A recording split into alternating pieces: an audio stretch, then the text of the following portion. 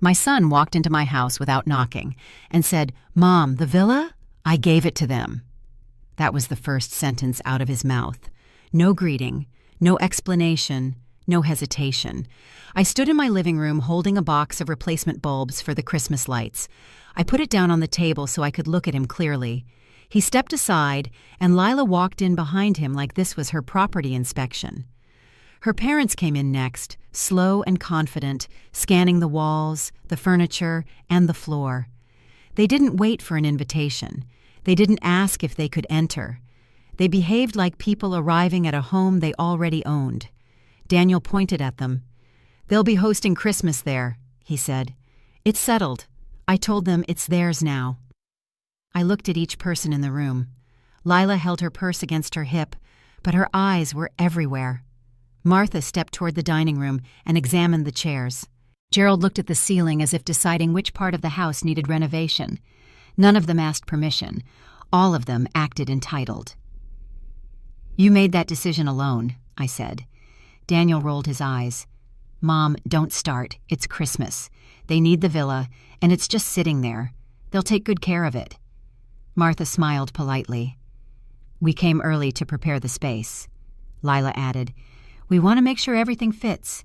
My parents brought plans for the Christmas dinner." Plans? Dinner? In my house? Without asking. I watched Martha open a cabinet like she was checking inventory. Gerald tapped the support beam lightly with his knuckles. Lila stood at my bookshelf, touching the framed photos I kept there. Photos she had never respected, never asked about, never appreciated. I noticed every detail. Who moved where, who touched what, who assumed authority. "You're walking through a property that doesn't belong to you." Lila tilted her head slightly. "The villa is too big for one person, Patricia. It makes sense to use it for family gatherings." "For whose family?"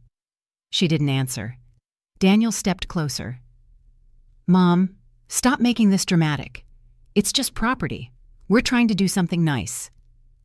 You don't give away something you don't own, and you don't announce ownership in someone else's home.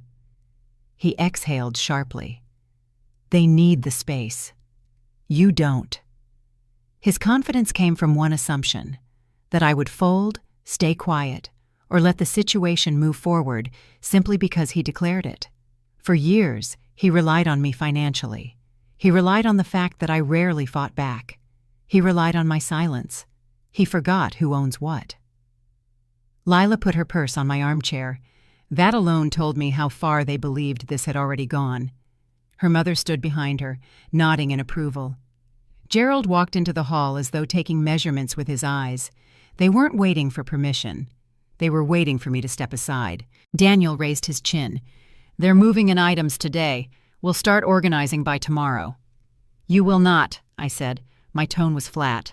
No anger, no panic, no raised voice. Daniel hesitated for the first time. "Mom, don't do this.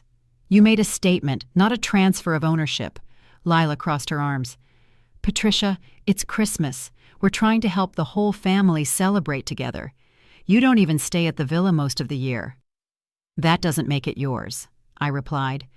Gerald returned from the hallway. "Patricia, we've already told our friends we'll be hosting the dinner. It would be embarrassing to cancel." I looked at him directly. "Your embarrassment is not my responsibility." He swallowed a breath, caught off guard by the bluntness. Daniel rubbed his forehead. "You're being unreasonable. I'm being factual. You entered my home without knocking. You walked through my property without permission. You told people they could take possession of a villa that legally belongs to me. And now you're asking me to agree with a decision you made alone." He didn't like hearing the events listed in a straight line. He never did. Facts were the one thing he couldn't argue with. "Mom, this could have been simple," he said. "Don't make it complicated." "I'm not the one who complicated it." I stepped closer and placed my hand on the back of the sofa, grounding the conversation in a physical, non-emotional position. "You're not listening," Daniel said. "I am," I replied. "You're just not making sense." Lila tightened her jaw.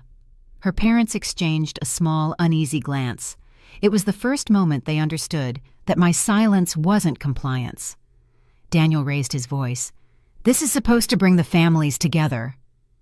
"You do not bring families together by taking what isn't yours," I said. Silence filled the room, a heavy, uncomfortable kind. But not for me. Daniel expected an argument. He expected shouting. He expected guilt. He expected emotional pressure. What he got was clarity. He lowered his hands. "So you're saying no?" "I'm saying the villa belongs to me, and no decision made without me holds any weight." Martha slowly closed the cabinet door she had opened earlier. Gerald stepped back from the hallway. Lila picked up her purse. Daniel stared at me, as if waiting for me to soften. I didn't. "This conversation is over," I said. I walked past him and adjusted a light plug on the floor, not to make a point, not to add drama, but because it was slightly out of place, and I preferred things in order. Daniel didn't know what to do with a mother who didn't raise her voice, didn't panic, and didn't give in. He would learn soon enough. Daniel didn't wait a full day before escalating. He came back the next morning with one clear goal. He wanted the key.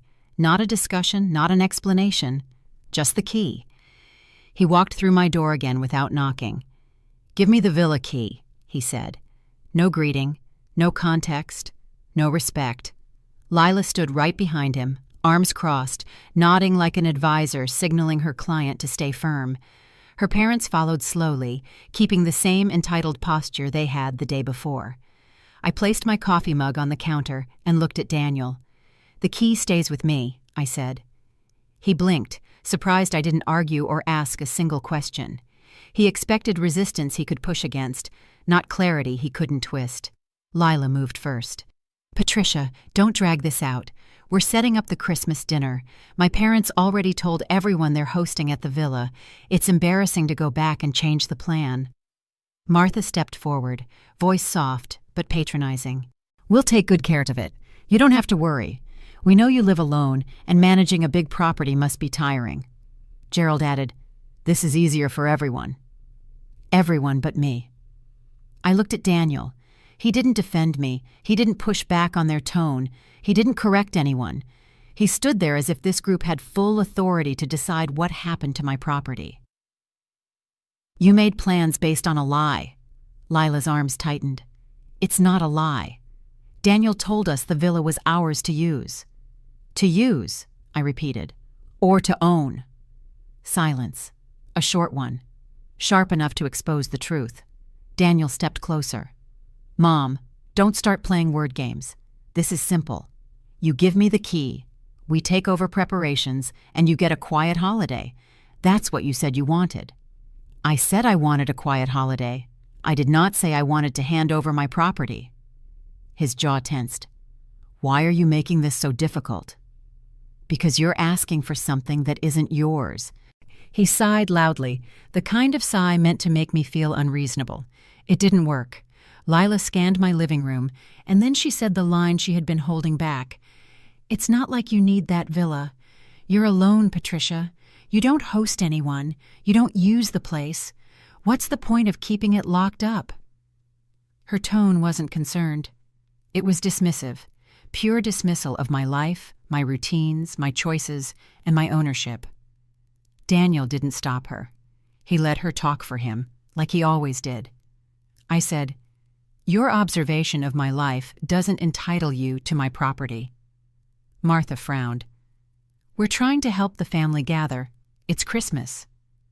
Gerald added, "You should think about everyone, not just yourself." Daniel nodded at that, like it was a valid argument. "Mom, you're alone in that villa. It's just property." That sentence told me everything about his mindset. He didn't see value in history. He didn't see value in ownership. He only saw convenience for him. "It's just property," was his attempt to minimize what he wanted to take. I answered calmly, "It's property that belongs to me." Daniel's face tightened. "You're being stubborn. This could be easy." "It is easy. The key stays with me." His voice rose. "Stop talking like this is some legal hearing. It's Christmas. Just give me the key." "You made plans without permission. You entered the villa without permission. You invited people without permission. You announced ownership without permission. You don't get to demand the key." Lila's face flushed. "We already ordered catering, decorations, table settings. Everything is reserved. Patricia, canceling now would make us look unprepared." "You should have considered that before you planned something on a property that isn't yours." Daniel stepped even closer, pointing at me. "Mom, stop being difficult. This is family." "This is boundary," I replied. "You crossed it." He stared at me, waiting, expecting something to break, hoping I would crumble the way I used to when he was younger and louder. But nothing broke. Nothing moved. "This is unbelievable," he muttered. "You're alone in that house. You don't even use half the rooms. Let us enjoy it for once." "You enjoy what you own, not what you take." Martha folded her arms. "We didn't come here to argue." "But you came here expecting compliance." Gerald exhaled, frustrated. "Patricia, just hand the key to Daniel. We'll handle everything else." "No, you won't," Daniel snapped. "Why are you always like this? Why can't you just support your family for once?" I looked directly at him. "Support is not the same as surrender." He shook his head. "You're making this ugly, Mom." "No, I'm stating facts." Lila grabbed Daniel's arm. "We don't have time for this. Let's go. We'll come back later." Daniel didn't move. He stared at me another 5 seconds, as if still trying to find the angle that would make me give in. There wasn't one. I walked to the door, opened it, and held it wide. "This conversation is done." He didn't like being dismissed. He walked out with a glare. Lila followed with a tight jaw. Her parents left without looking at me. I closed the door behind them, firm, controlled, not angry, just finished. I stepped outside right after they left. Not to breathe, not to calm down. I stepped out because distance helps me see the problem without their noise in my house. The air was cold, but cold is simple. It doesn't argue or demand. It lets me think. My neighbor Carla was across the street walking her dog. She stopped when she saw me. "Everything all right, Patricia?" "Not yet," I said.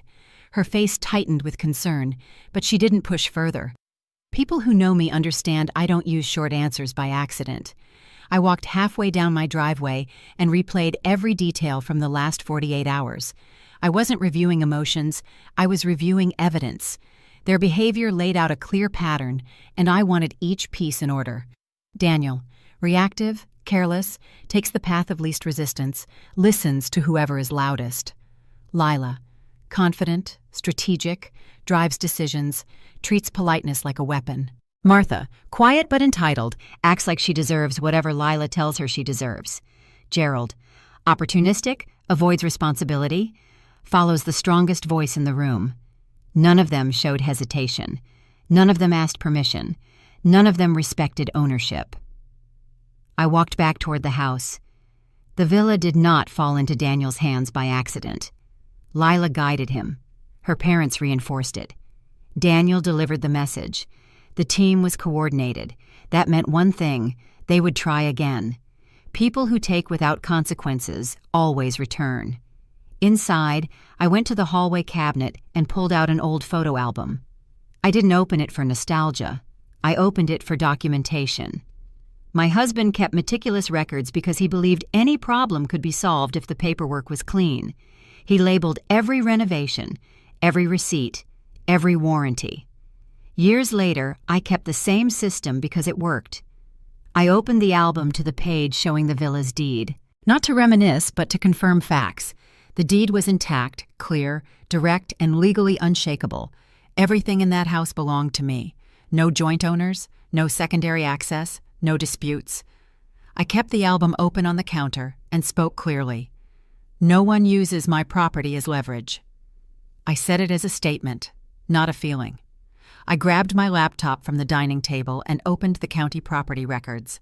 I checked the ownership line, the tax status, the access logs, the maintenance records, all active, all current, all mine. Then I opened a blank document and titled it Unauthorized Activity Log. I listed everything with timestamps. Entry without permission. False ownership claim. Trespass by additional parties. Attempt to obtain key by pressure. Plans scheduled on property without consent. I typed each event exactly as it happened. No adjectives, no interpretations, just actions and times. This document was not emotional. It was preparation.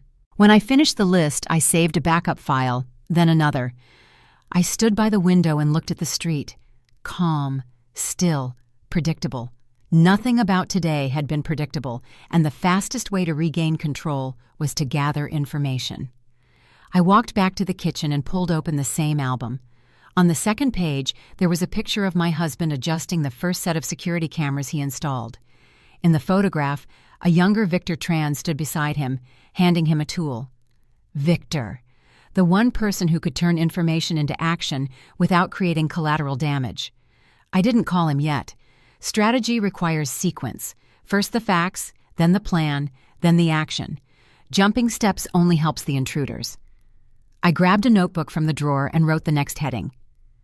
Access vulnerabilities. Then I walked myself through the villa layout.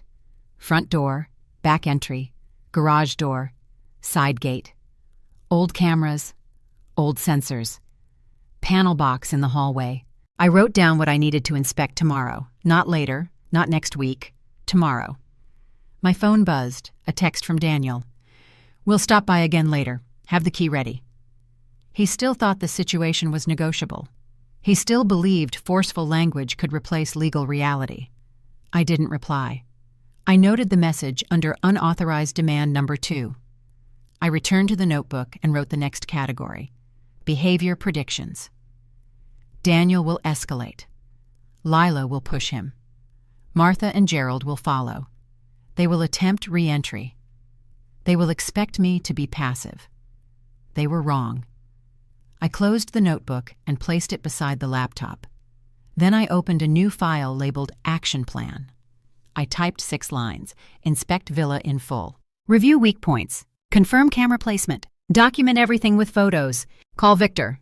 Build deterrent strategy. Not revenge, not confrontation. Deterrence. A system that removes the audience for their entitlement. A system that makes them decide to leave without me ever being in the house. Control through structure, not emotion. I walked into the living room again. The spot where Lila put her purse yesterday was still slightly indented on the cushion. That wasn't sentiment, it was evidence. She already behaved like the villa was hers. People who claim space once will claim it again. I went back to the kitchen, opened the album one more time, and photographed the deed. I saved it in a secure folder. I printed a copy for my files. Then I placed the album back where it belonged. The phone buzzed again. Daniel. I didn't read it. I turned the phone face down. He had said enough for now. I walked to my office, turned on the desk lamp, and laid out the 3 documents: the unauthorized activity log, the action plan, and the printed deed. Clean, structured, ready. Tomorrow, the villa would be step 1. After that, I would contact Victor. Not for conflict, for control. Everything would move on my terms, not theirs. Daniel called before noon. He didn't wait for evening, didn't wait for a calmer moment, didn't wait for basic courtesy. The call came in loud, sharp, and aggressive, exactly how people behave when they know they've overstepped and want to force authority back into their hands. The phone rang. I saw his name. I answered without hesitation. He didn't allow a greeting. "How could you do that to us?" he shouted. "You embarrassed us!" His voice was so loud it cracked the speaker. I held the phone away from my ear for 1 second, then brought it back. "You entered the villa without permission. You caused the situation." He ignored the sentence entirely. "You made them feel unwelcome. My in-laws were shaken. Mom, do you know how that looked? You went into a property you don't own. You behaved like you owned it. You were corrected." I didn't raise my voice. I didn't match his tone. He hated that. In the background, I heard Lila's voice. She wasn't yelling, but her tone was sharp and decisive, the same tone she used to steer Daniel. "Tell her she exaggerated everything," Lila said. "Tell her the house is too big for her anyway." Daniel repeated it almost word for word, like a script being fed to him. "You're overreacting," he said. "That house is too big for you. It makes more sense for..." It's mine, I said. Silence. Not long. 1 second. Enough for him to register the impact. He tried again, louder. You can't talk to me like that. We were planning a family event. We were trying to do something nice and you ruined it. You should act like a mother and support your family. That was not support. It was trespassing. You should appreciate what we're trying to do for everyone, he shouted. Why can't you just be cooperative? I kept my voice flat. Because cooperation does not mean surrendering my property. He muttered something under his breath, something frustrated, something childish. Then he snapped back to full volume. You embarrassed her parents. Do you realize how awkward that was? They came in with plans. You shut everything down. They entered a private property. The consequences match their actions. You're impossible, he yelled. You're not calm enough to continue this conversation, I said. No, don't you hang up on me, he shouted. We are dealing with this right now. No, you're reacting. I'm dealing with facts. He hated that word, facts. Mom, stop. You're behaving like everything has to go your way. It does when it's my property. In the background, Lila's voice grew sharper. She's doing this on purpose. She wants control. Tell her she can't isolate herself and expect respect. Daniel repeated, You can't isolate yourself and expect everyone to respect your decisions. I expect respect because I earned it. I earned the villa. I maintain it. I pay for it. You made claims without authority. He exhaled loudly again. That exhale he uses to create guilt. You're lonely. You're making decisions based on fear, not logic. You need help. This behavior isn't normal. Projection won't help you. The line went silent for 3 long seconds. He had no script for that answer. He didn't know how to argue with a sentence that stripped away every emotional tactic he tried to use. Finally, he snapped, You're twisting everything. I'm repeating everything, I said, word for word. He breathed heavily, pacing. I could hear his footsteps. You know what? Fine. We'll handle this the hard way. Lila's parents are upset, and honestly, they should be. You embarrassed them. You embarrassed me. You made us look stupid, Mom. You made the promises. You did not consult me. You created the situation. The embarrassment is yours, not mine. Another small silence. He knew it was true. He refused to admit it. You think this is over? He said. It's not even close. We're not letting this go. That's your choice. It won't change ownership. He hated that answer more than any other. You don't understand, he shouted. We already told people. They'll ask questions. What are we supposed to say now? That you made plans you had no right to make, I said. You're unbelievable, Daniel barked. You want to destroy this family over a house? You tried to take the house. The family conflict is the result, not the cause. Lila's voice came through the phone again. Tell her we'll get legal help if we have to. Daniel repeated it instantly. We'll get legal help. We'll sue. We'll get the villa anyway. You can pursue any legal action you think is appropriate. The facts remain the same. We're serious, he yelled. So am I. He tried one more tactic, the guilt weapon. Do you want to lose your son over this? I'm not the one creating conditions. You're cold, he snapped. You're acting like a stranger. You entered my property like I was one. He had no answer. So he yelled again. This conversation is not over. It ended when you demanded something that isn't yours. I ended the call. No hesitation. A second later, the phone buzzed. Then again. Message after message. Long ones, short ones, angry ones. I didn't open a single one. I simply logged the time and wrote one line in my document. Daniel. Escalation attempt. Recorded. He could shout. He could threaten. He could blame. None of it changed ownership. None of it changed control. None of it changed what would happen next. I didn't sleep that night. Not because I was upset. Not because Daniel yelled. I stayed awake because planning requires clarity, and clarity is sharpest when the house is quiet. I turned on the small lamp in the dining room, opened my holiday planner, and began writing. First page, list of violations. Unauthorized entry. False claim of ownership. Attempts to pressure for key. In-laws entering without consent. Plans announced on property without approval. Aggressive phone confrontation. Demand for surrender of villa. I wrote each point plainly, no commentary, no emotion, just facts. Then I added a line. Rule: never negotiate from desperation. I underlined it once. Daniel's volume, Lila's confidence, Martha's polite entitlement, Gerald's passive approval. All of that was noise. Noise doesn't change property lines. Noise doesn't influence documents.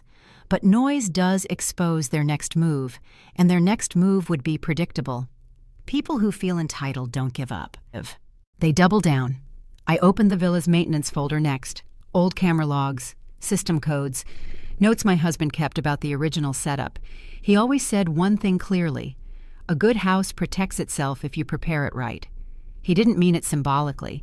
He meant the wiring, the locks, the cameras, practical measures, real systems. The villa's current setup was outdated.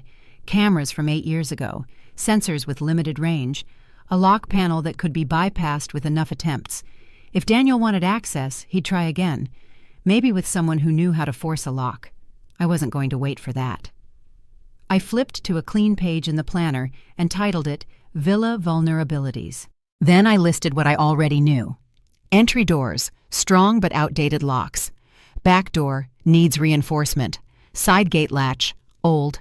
Camera system, analog, limited resolution. Motion sensors, still functional. Water system, adjustable. Lighting system, programmable. The villa wasn't defenseless. It was simply under-optimized. That could be fixed. My phone buzzed on the table. Another message from Daniel. I didn't open it. I wrote text attempt number 3, logged, and continued. I picked up the old system handbook and reviewed the notes my husband left behind. He always worked with people he trusted. One name appeared more than once: Victor Tran. Victor handled installations, rewiring, and major upgrades. He lived close to the villa. He did clean work. More importantly, he did quiet work. He didn't ask questions he didn't need answers to. I turned to a new page and wrote, Call Victor. Ask for deterrence setup. No damage, no contact. Only controlled response. I didn't want traps. I didn't want confrontation. I wanted Daniel and Lila to walk in, feel the pressure of being unwelcome, and walk out on their own with no argument left to make. My plan wasn't revenge. It was containment, order, boundary. I moved to the next page. Strategic notes. Daniel responds to escalation, not logic. Lila directs conversations through confidence. In-laws follow group pressure. None of them verify legal facts before acting. They rely on emotional tactics. They misunderstand silence as weakness. I wrote one final line under the list. They will return. Prepare accordingly. I stood, walked to the kitchen, and made tea. Not to relax, to stay awake. Preparation requires full attention. Half-prepared people lose. Fully prepared people don't. I sat at the table again and opened the property deed. It was simple, clean, no joint signatures, no claims, no vulnerability. I placed it next to my laptop. Next, I pulled open my email and drafted a message to myself titled Villa Ownership Evidence Packet. I attached a scan of the deed, tax confirmations, the maintenance log, and photos from the renovation years. When the time came to involve Marcus, I wanted everything ready in one place. The phone buzzed again. Another message from Daniel. I didn't read it. I logged it. Text attempt number 4. Logged. Then I began drafting the checklist for tomorrow morning. Villa inspection plan.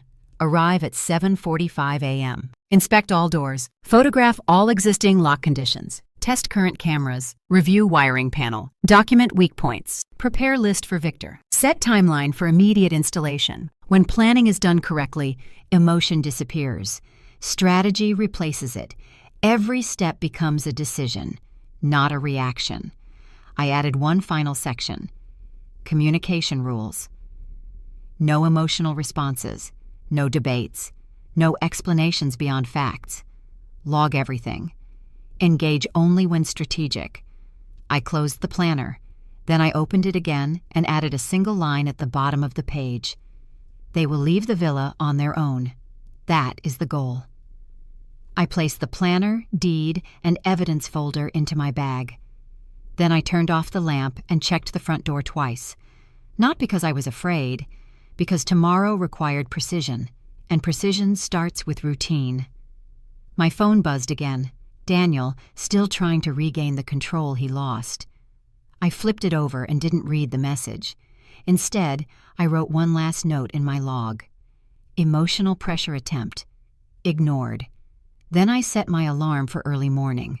The plan would start at the villa. Victor would handle the setup. I arrived at the villa at 7:45 a.m. sharp. I didn't stroll. I didn't hesitate. I parked, stepped out, and walked straight to the front door with my folder under my arm. The cold air didn't matter. What mattered was verifying every inch of the property before anyone else touched it again. The front door frame was intact. No scratch marks, no tampering. I took photos. The lock was old but strong.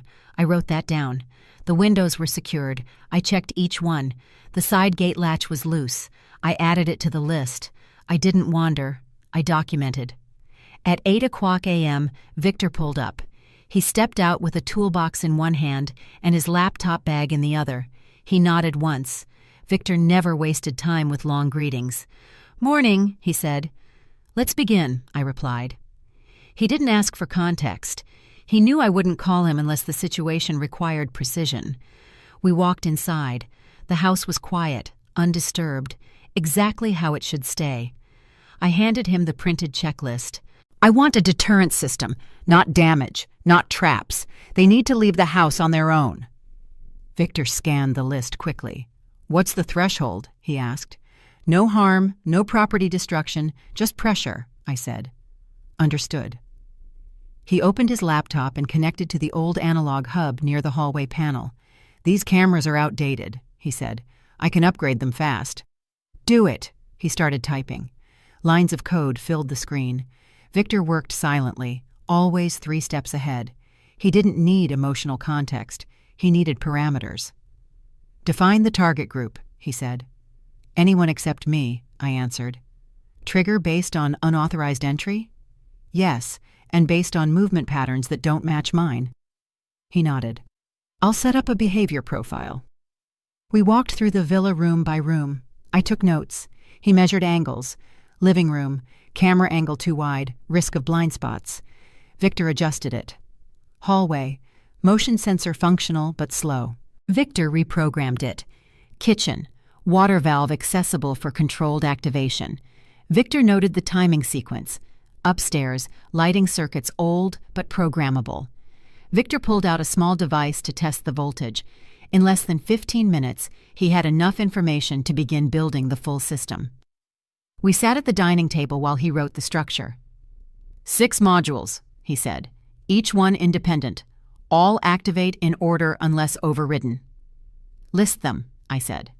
He typed without pausing. His speed came from clarity, not rush. When he finished, he rotated the laptop toward me. These are the base settings. You can adjust volume, delay, range, and frequency. Everything is reversible. Nothing causes damage. Everything encourages retreat. Good. He initiated a trial run. Lights flickered for half a second. Shadow moved across the hallway. A low hum played through the vents. The kitchen faucet burst briefly. Footsteps echoed from the stairs. Then the voice came from the right side of the room. "You shouldn't be here." Not loud, not dramatic, just cold enough to unsettle. Victor looked at me. "Adjustments?" "Yes. Reduce voice volume by 15%. Increase lock delay by 3 seconds. Slow water burst by half a second." He entered the changes immediately. We ran the sequence again. Everything aligned perfectly. Clean, controlled, predictable. Victor finished inputting the final modifications and closed the laptop. "I'll activate the full system on your schedule," he said. "Christmas Eve, 9:30 p.m., I replied. He nodded. "Done." I opened my folder and took out the payment envelope. I handed it to him without negotiation. "Thank you," I said. "Call me if you need the system expanded," he replied. He packed his tools, ran one final diagnostic, and left. When the door closed, the villa was no longer vulnerable. It was prepared, not with traps, not with aggression, with structure, with boundaries, with a system that spoke for me even when I wasn't there. Daniel wanted the villa. Lila wanted control. Her parents wanted comfort. They would soon discover the house was not theirs to take, no matter how loudly they demanded it. I locked the door, documented the inspection results, and walked back to my car. The system was ready. So was I. I drove back to my house in Boulder before noon. I didn't turn on music. I didn't replay conversations. I focused on the checklist in my mind. When I walked inside, I locked the door, set my bag on the table, and opened my laptop immediately. No breaks, no delay. The villa camera feed loaded in seconds. Front door, secure. Side gate, unchanged. Interior, still. Every image confirmed the same fact. The house was ready, and I was in full control. 5 minutes later, a message from Daniel appeared on my phone. "Will arrive at 5 p.m. on Christmas Eve. Don't come." No greeting, no question. A command. I took a screenshot and saved it. Unauthorized directive number 1. I didn't reply. His belief in his own authority was the clearest sign they would walk straight into the system. They expected obedience. They expected compliance. They expected silence to mean surrender. They would learn what silence actually meant. I reopened Victor's dashboard on the screen and checked every module. Module 1, active. Module 2, tested. Module 3, aligned. Module 4, ready. Module 5, calibrated. Module 6, scheduled. All sequences were locked for Christmas Eve at 9:30 p.m. I scrolled through the parameters again. Light blink frequency correct. Shadow projection zones marked. Water triggers timed. Voice direction mapped to high footfall zones. Smart lock delay set. Everything was precise. No chaos, no guesswork. The house was prepared to do exactly what I needed it to do. Make intruders uncomfortable enough to walk out without me saying a word. I switched to the outside camera. Snow was falling lightly in Boulder. The street was quiet, clean, predictable, the kind of calm that makes decisions easy. I stood and walked to the small Christmas tree in the corner. Not for sentiment, not for emotion, but to maintain the routine I set every December. I picked up one ornament, the plain silver one my husband preferred, and placed it on the tree. He liked order, he liked rules. He liked preparation. The villa had been his project. Now it was my responsibility, and I intended to manage it well. I returned to the laptop and opened my planner. Checklist, Christmas Eve execution, monitor feed, document entry, record behavior, activate partial sequence if needed, full sequence at 9:30 p.m., no direct confrontation, no entry to villa. Keep all logs for legal review. I added 2 more lines. Stay off emotional ground. Stay on factual ground. At 4:00 p.m. I made tea, sat down again, and watched the villa cameras one more time. Empty, silent, unclaimed. Except legally, fully, and undeniably mine. Another message from Daniel came through.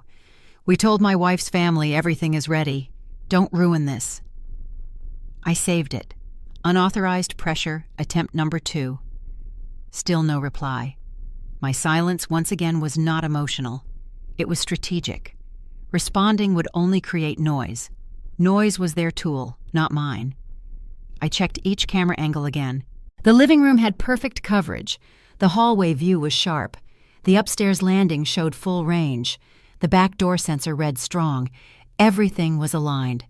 At 6:00 p.m., the snow outside thickened. I closed the curtains. I didn't need mood. I needed privacy.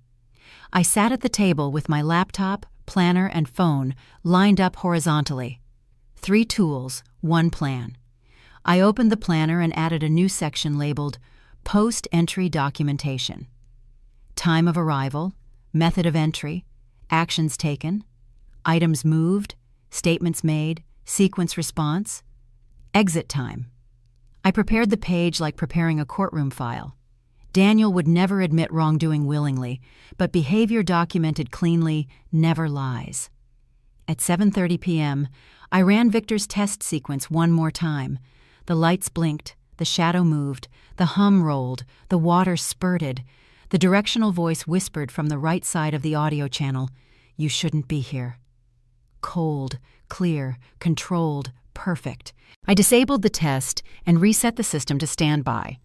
At 8:15 p.m., I leaned back and reviewed every file in my digital folder. Screenshots, logs, texts, photos of locks, notes from inspection, Victor's installation summary. Everything had a place. Everything had a timestamp. I added one final folder. Christmas Eve. Evidence. It would hold everything that happened tomorrow. At 9:00 p.m., I opened the system schedule panel and hovered over the activation setting. 9:30 p.m. Automatic start. I confirmed it. Then I closed the laptop, placed my hands on the table, and said one sentence quietly, directly, and without emotion. They'll learn tonight. I wasn't predicting. I wasn't hoping. I was stating. Because people who force their way into places they don't own eventually face the consequences of their own choices, especially when those choices meet preparation. I turned off the light, left the laptop on the table, and walked to my room. The house was quiet. The system was ready, and tomorrow the villa would speak for itself. At 5:07 p.m. on Christmas Eve, the SUV pulled into the villa driveway exactly the way I predicted, fast, confident, and without hesitation. I was watching through the live feed. Daniel stepped out first, carrying 2 large bags. Lila got out next, holding a box wrapped in red paper like she owned the place. Martha and Gerald climbed out slowly, bundled in coats, carrying containers of food as if they were arriving at their own holiday rental. There was no pause, no knock, no awareness of boundaries. Daniel walked straight to the front door, pulled out the key copy he made without permission, and unlocked the villa in one motion. He didn't check the surroundings. He didn't verify safety. He behaved like someone entering his own property, and that was the problem. I logged the exact time. Unauthorized entry number 3, 5:07 p.m. Inside the villa, they spread out immediately. Gerald stepped into the living room, hands on his hips, scanning the space. "Perfect size," he said. Martha nodded. "We can use this room for the kids' area when everyone arrives." I wrote their words down, direct quotes, useful later. Lila walked toward the Christmas tree. She took an ornament from her bag, bright blue with glitter, and hung it on the branch as if she had the right to decorate a house she didn't own. She didn't hesitate for a second. That told me everything I needed to know about her confidence. I said quietly to myself, "Strike 2," and typed it into the log. Daniel went straight to the thermostat. "Now it feels like a real home," he said, turning the heat up. He didn't ask. He didn't consider. He adjusted the temperature of a property that didn't belong to him. Martha placed a stack of presents on the wooden dining table, the one my husband built by hand. She didn't know the history. She didn't care. I wrote, "Strike 1, misuse of sentimental property." In the kitchen, Lila opened cabinets and moved dishes. "We'll need more space," she said. Gerald agreed. Martha unpacked food containers and started arranging them on the counter. They behaved like movers preparing for a long stay, not guests visiting for a holiday dinner. Every action reinforced the same thing: entitlement layered on entitlement. Daniel walked back into the living room with his arms spread wide. "Welcome to our villa," he declared. "Not my mother's villa, not the villa we're using. Our villa. Ownership claim, verbal, logged." I watched silently from my laptop. They weren't subtle. They weren't cautious. They didn't hide their intentions. That made my work easier. At 5:21 p.m., I activated the partial sequence Victor and I agreed on, the minimal version, just enough to unsettle, not enough to scare. The lights flickered once, a single sharp blink. Martha jumped. "What was that?" she asked. Daniel forced a laugh. "Old wiring. It's fine." He wasn't fine. His shoulders tensed, his jaw clenched. He tried to mask unease with confidence, but the camera caught the shift. Lila paused, looked around, then shook her head. "It's nothing. Keep setting up." The partial sequence ended. I didn't trigger anything else. The goal was simple: plant the first seed that they didn't have control here. Gerald walked to the back of the house. "This room could be the perfect guest area," he called. Martha responded, "And we'll put the extra tree in the corner. It needs lights." None of this surprised me. I documented every word. "We should bring the rest of the things from the car," Daniel said. They went back and forth from the SUV. 3 trips total. Trip 1, suitcases. Trip 2, blankets and personal items. Trip 3, extra decorations and what looked like a humidifier, not items for a simple holiday dinner, items for a takeover. Each entry, each movement, each bag, recorded. Lila then walked to the main bedroom hallway. "I want this one," she said casually. Martha smiled. "I thought so." Daniel didn't correct them. He didn't tell them it wasn't theirs. He didn't step in. He let them claim it. That was enough for me to confirm what I already knew. They saw the villa as a prize, not a place. They saw me as an obstacle, not the owner. At 5:38 p.m., Gerald attempted to adjust the settings on the old panel in the hallway. He pressed a few buttons. "It's locked out," he said. "Mom probably messed with it," Daniel replied. "Incorrect. The system was locked because it belonged to me, not because it malfunctioned. Logged and time-stamped." Lila stepped into the living room again, phone in hand. She took photos. Angles of the tree, the fireplace, the dining area, the balcony. Then she typed something quickly, likely sending the pictures to her family group chat announcing their new holiday home. That didn't concern me. What mattered was that I collected definitive proof of their intentions. At 5:49 p.m., Daniel walked to the door and tested the lock again, a habit of someone preparing to claim routine control over a space. Then he said loudly, "This is perfect. We'll make this our Christmas tradition. Our tradition. Our space. Our villa." 3 claims in 1 sentence. I didn't respond. I didn't interrupt. I didn't need to. Everything I needed was on camera. I checked the clock. 1 hour until the full sequence tomorrow. They would leave long before then, but tonight was about observing, not intervening. Finally, at 6:03 p.m., I closed the laptop and wrote my final note of the evening. They are fully convinced the villa belongs to them. Tomorrow, the villa will correct that for me.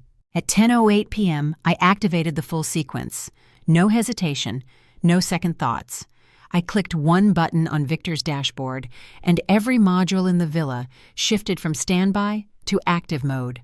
The house was no longer passive. It was structured, timed, and ready. Daniel and his in-laws were still inside, exactly where they wanted to be, claiming what wasn't theirs. They had finished eating. They were cleaning up. They were settling in. They believed the villa had accepted them. They were wrong. Through the camera feed, I watched Daniel in the living room, checking his phone. Lila was folding blankets they brought, preparing to stay the night. Martha was arranging dishes. Gerald was taking a second look at the back bedroom, as if deciding where he'd sleep. At 10:09 p.m., Module 1 activated. The lights flickered, sharp, controlled, 1-second bursts. Not loud, not chaotic, just enough to break the illusion of comfort. Martha froze. "Did you see that?" she asked. Gerald looked up at the ceiling. "Electrical issue. Old wiring. Incorrect, but logged." Daniel tried brushing it off. His confidence, once inflated, was shrinking. The lights flickered again, slightly longer. Lila stood straighter this time. "Daniel, this isn't normal." He forced a smile. "It's an old system. Relax." But the way he stepped back told the truth. At 10:11 p.m., Module 2 activated.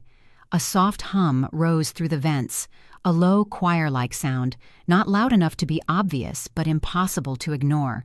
A sound that doesn't match any appliance, controlled, precise. Martha clutched her chest. "Do you hear that? Someone's—" She didn't finish the sentence. Lila grabbed Daniel's arm. "What is that? Daniel, what is that sound?" Daniel swallowed hard. "It's nothing. Stop overreacting." He was unsure. His voice betrayed him. At 10:12 p.m., Module 3 activated, the hallway shadow.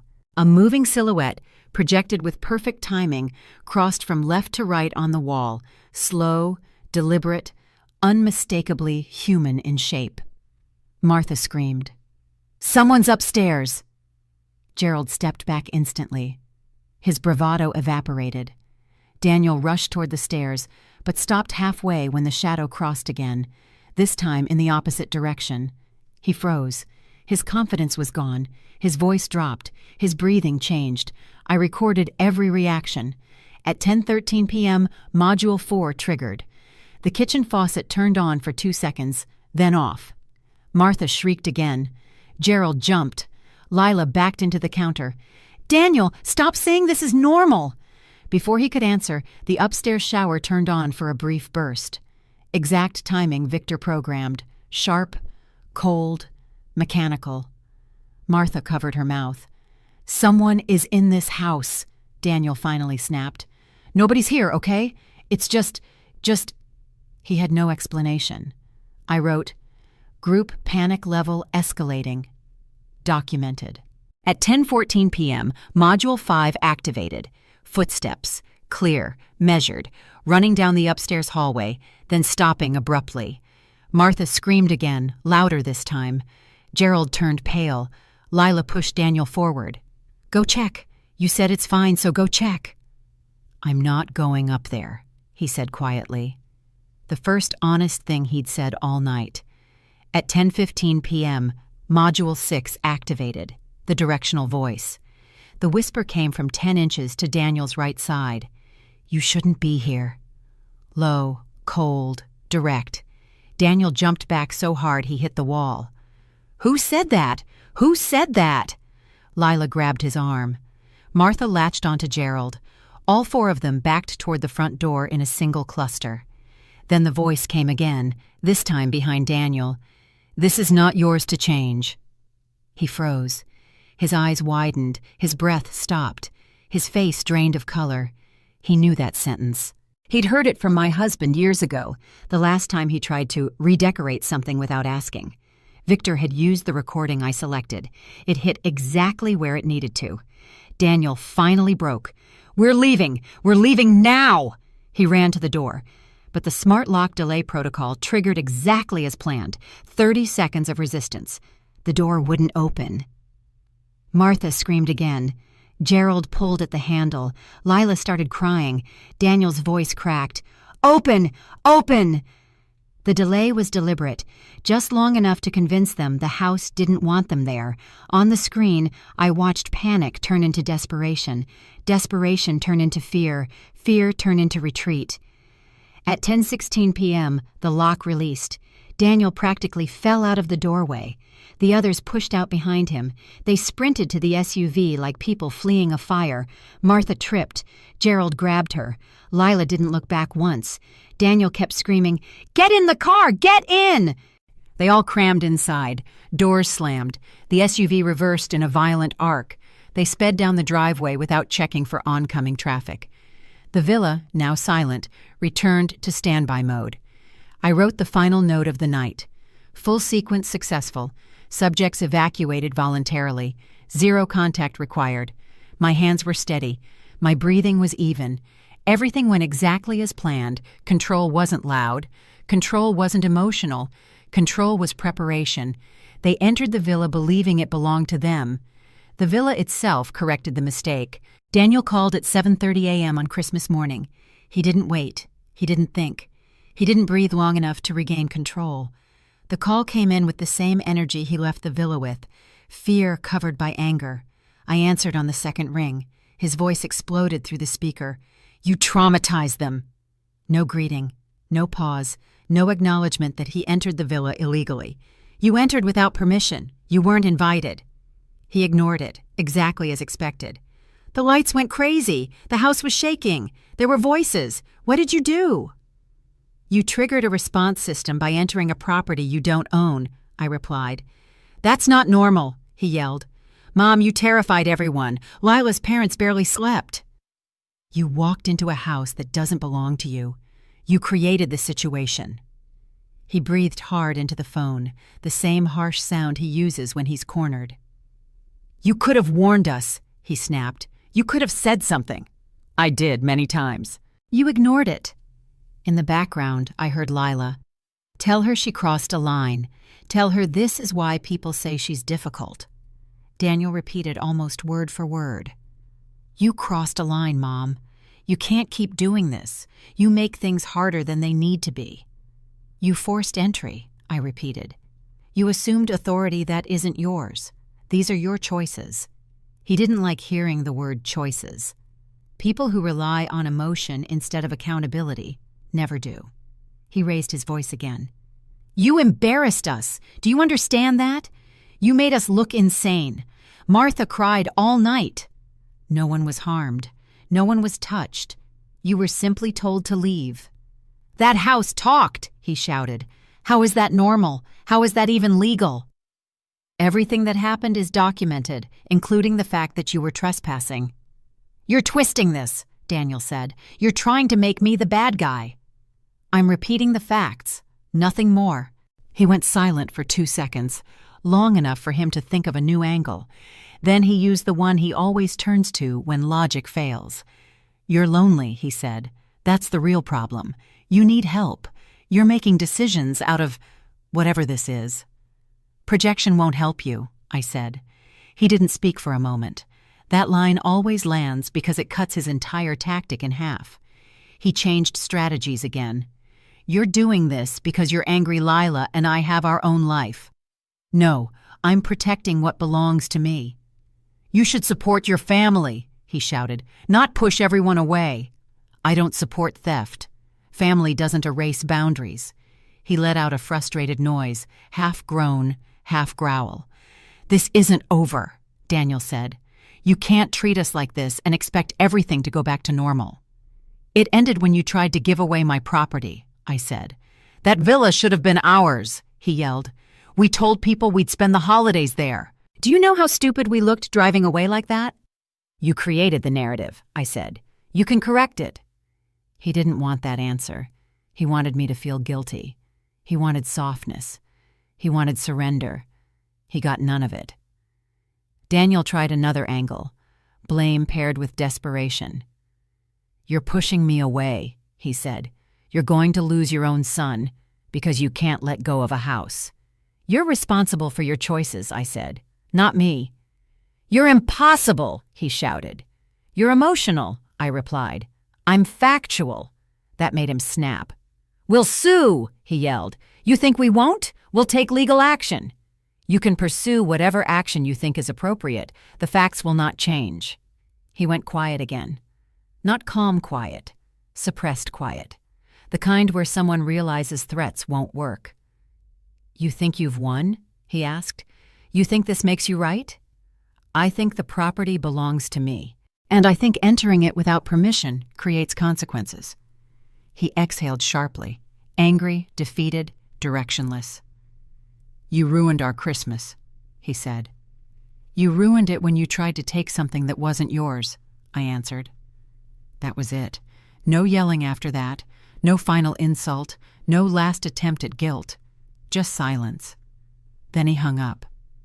The phone vibrated seconds later, texts coming in one after another, long messages, short ones, voice notes, attempts to rewrite the story, attempts to shift blame, attempts to regain control. I didn't open any of them.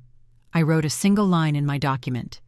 "Daniel, Christmas morning meltdown, recorded." Then I closed the folder. Everything I needed was already in motion. By noon on December 26th, the villa cameras alerted me to movement. Daniel's car pulled into the driveway fast, too fast for someone who believed he had legal authority. He got out wearing the same jacket from the night before. His steps were tense, rushed, not confident. A second man stepped out of the car, carrying a full locksmith toolbox. I logged it instantly. Unauthorized entry attempt number 2, with locksmith. Daniel walked the locksmith to the front door. The locksmith asked plainly, "Smart lock or mechanical?" "Just open it," Daniel snapped. That tone alone told me everything. He wasn't there to fix something. He was there to force access. The camera picked up every word. The locksmith crouched and examined the lock. He paused. He leaned closer. He tested the frame, then he shook his head. "This isn't a standard system," he said. "This is a remote-controlled smart module with a backup battery. I can't drill this without the owner code or server reset." Daniel clenched his jaw. "Are you saying you can't open it?" "I'm saying this isn't a normal lock," the locksmith replied. "Someone upgraded this. This system isn't cheap." Victor's work was already proving its value. Daniel pointed at the door aggressively. "So what? It's still my family's house. Just get it open." The locksmith stood up straight. "I don't know who told you that," he said calmly, "but from a technical standpoint, the system treats you as unauthorized." I documented the entire exchange. Daniel's voice cracked with frustration. "This is ridiculous. We were here 2 nights ago. We cooked in that kitchen." "Doesn't matter," the locksmith said. "This lock won't respond to you, and I'm not breaking a system that advanced without proper authorization. The liability is too high." Daniel ran his hands through his hair, pacing in front of the door. "So you're telling me this house is locked against its own family?" The locksmith didn't soften anything. "I'm telling you the lock is functioning exactly as designed. Whoever owns the property controls access. Direct, technical, useful." Daniel pulled out his phone. He called Lila immediately. She answered loud enough for the camera to pick her voice. "You left us humiliated. My mother cried all night. We can't even get inside now." Daniel responded, "The door won't open. The lock is messed up. She must have done something." Lila snapped back, "Fix it. We need to get our things." Daniel whispered sharply, "We don't have things here, Lila. We brought them in. We never unpacked." Silence on her end. He realized what he admitted.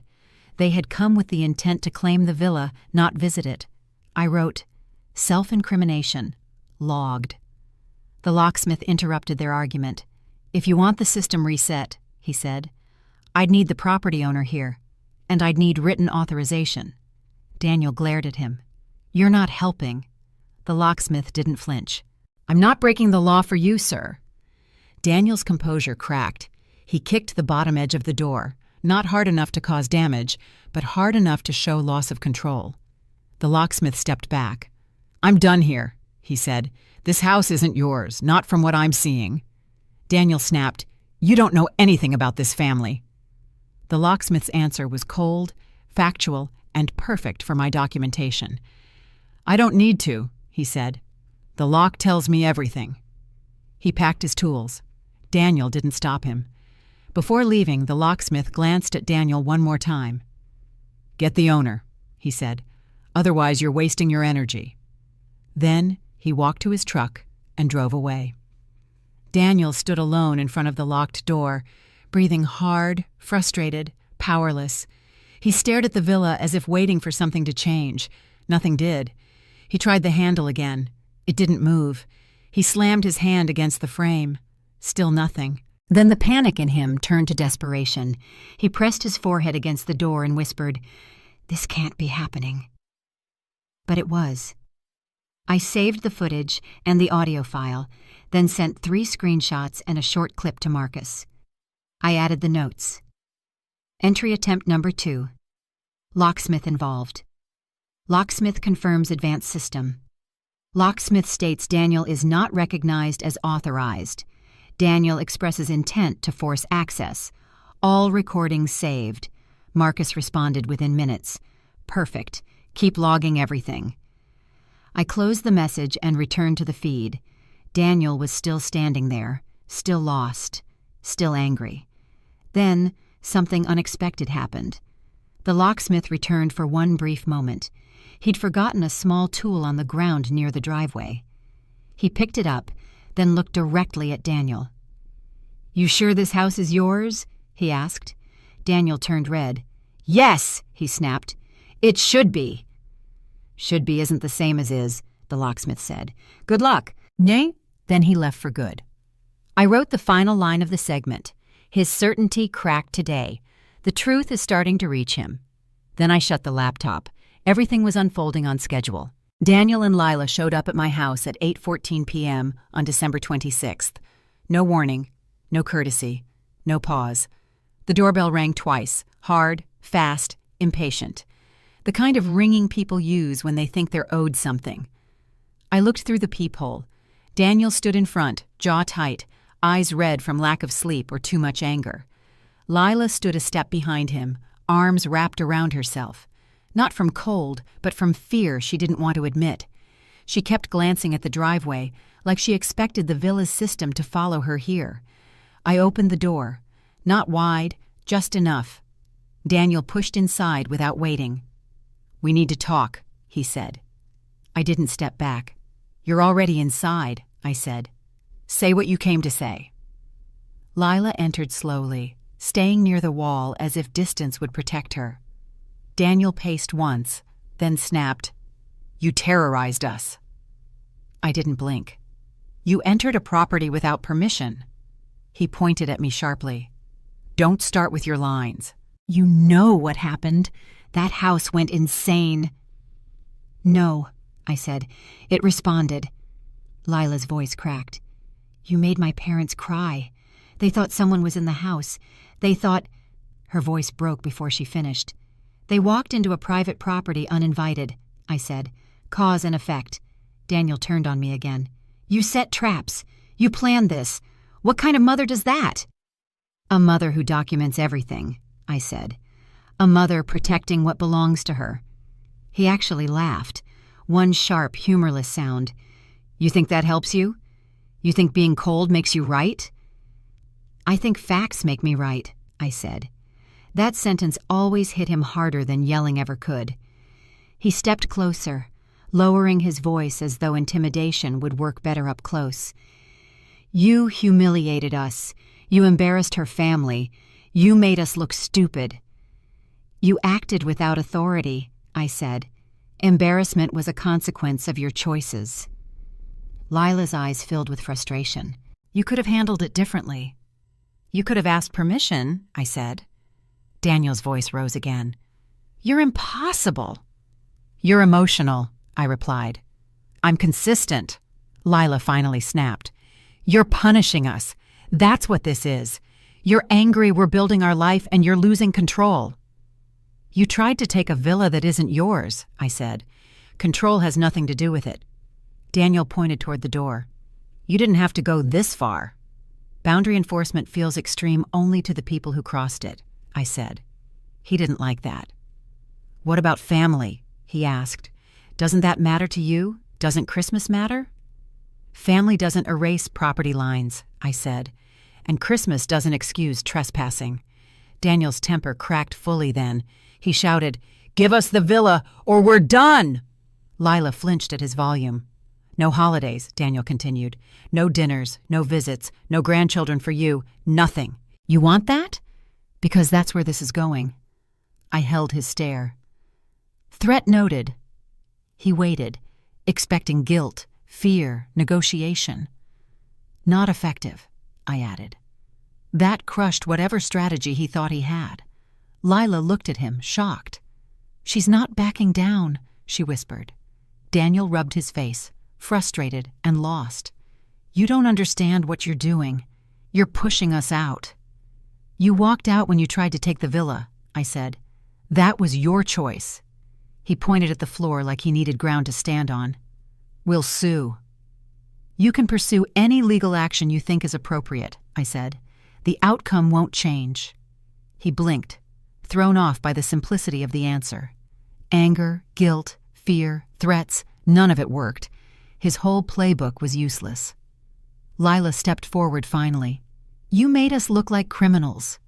"You behaved like criminals," I said. She froze. Daniel swallowed hard. Then Lila's voice dropped. "My parents are shaken. They think something is wrong with that house." "Nothing is wrong with the house," I said. "It simply belongs to me." Daniel stepped back like he needed distance from the conversation. "You're unbelievable," he said quietly. "You think you're teaching us some kind of lesson?" "I'm protecting what's mine," I repeated. He stopped pacing. He looked at me with a mix of anger, exhaustion, and a fear he couldn't hide. "You don't care if you lose me, do you?" "I care about actions," I said. "Yours don't match ownership, respect, or responsibility." That landed deeper than anything else. Daniel let out a long, uneven breath. "We came here to fix this," he said, "but you're not giving an inch." "You came here to force a result," I said. "That's not fixing anything." Lila grabbed his arm. "This isn't working," she whispered. "Let's go." Daniel hesitated. He wanted one last attempt, one last push. "You can stop all of this right now," he said. "Just give us the villa." "No," I said. Just one word. Simple. Final. Unshakable. He didn't shout again. He didn't threaten again. He walked to the door, pulled it open too hard, and then slammed it behind him. Lila followed without looking back. I closed the door calmly and walked to my desk. I opened my folder and added the final line. Verbal threat number 4. Documented. Emotional manipulation attempt. Neutralized. Both left voluntarily. Then I prepared the file for Marcus. Everything was ready for the legal strike. I arrived at Marcus's office the next morning at 9:02 a.m. with the full evidence file in my bag. I didn't waste time sitting in the lobby. The receptionist recognized me, nodded once, and opened the door to his office without asking questions. Marcus stood when I walked in. "You brought everything?" I placed the folder on his desk. Videos, screenshots, timestamps, audio, written logs, entry attempts, threats, locksmith statements, all organized. He opened the folder, skimmed the first page, and nodded. "This is clean, very clean, enough to shut down every direction they might try." I sat across from him. "What's the most efficient option?" He pulled out a legal pad and wrote 3 short lines. Clean, direct. Option A, irrevocable trust. You lose some flexibility. Option B, donor trust. More control but tied to terms. Option C, transfer ownership entirely to a nonprofit. Final, permanent, legally airtight. I looked at the page. C. He raised an eyebrow. "You're sure?" "Yes," I said. "I don't want the villa debated. I want it settled." He nodded. "The Veteran Support Center would accept it immediately. They've worked with your husband before. There's a clear connection." "That's why I chose it," I said. Marcus opened a fresh file and began writing. "I'll prepare the conveyance deed, donation contract, and access clauses. You will retain lifetime entry rights. They will take full ownership and assume property protection." "Good," I said. He typed quickly. Precise motions, no hesitation. Each paper he prepared was another nail sealing the outcome Daniel and Lila couldn't escape. After 10 minutes, Marcus turned the monitor toward me. "These are the documents. Read them." I read every line. No poetic language, no openings for dispute, no room for reinterpretation, only facts, signatures, and legal boundaries. "I accept," I said. Marcus printed everything, a stack of documents half an inch thick. He handed me a pen. "Sign here, and here, and here." I signed each page with a steady hand. No shaking, no doubt, no second thoughts. When the last signature landed on the final line, Marcus collected the pages, placed them in a sealed envelope, and stood. "I'll file this at the county clerk's office, today." "How long?" I asked. 24 hours or less," he said.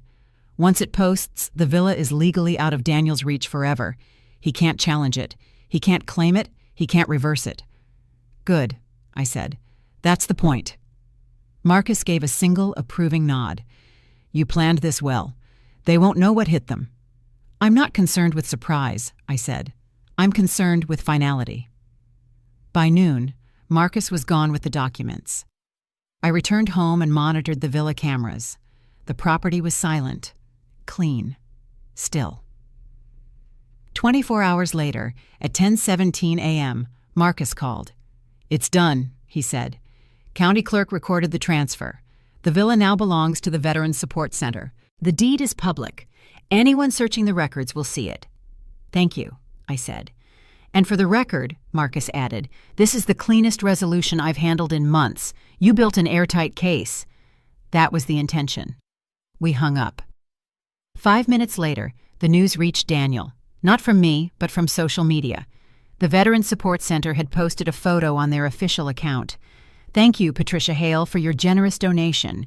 This villa will serve veterans and their families for years to come. The phone rang immediately. Daniel. I answered. His voice was sharp, panicked, unsteady. You gave it away?